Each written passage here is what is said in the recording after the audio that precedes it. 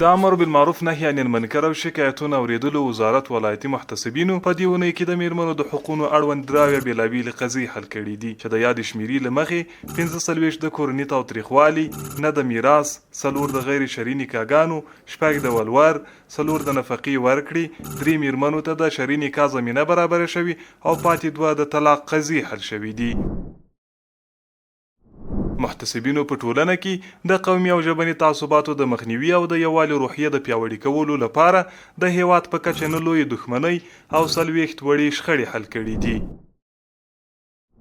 دغه راز د امر بالمعروف وزارت محتسبینو په ټولنه کې د ناوړو دودونو د مخنیوي، ټولنیز عدالت د تامین او د خرافاتو د مخنیوي په موخه په کابل، میدان وردګ، بلخ او ننګرهار ولایتونو کې 15 تنه کوډګر نیولي او د چارې پریکړې په موخه یې عدلي او قضایي ارګانونو ته ورپېژندلي دي. محتسبینو په بازارونو کې د سود، احتکار، ترازو کې د کموالي، د تاریخ تیر او بې کیفیته موادو د خرڅلاو د مخنیوي په موخه له سوداګرو او هټیوالو سره 124 اصلاحي ناستې کړي دي.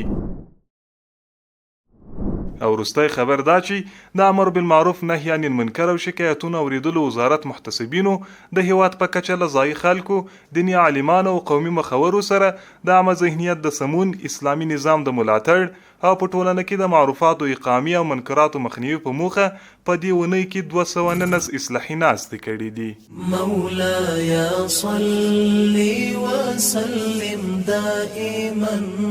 ابدا.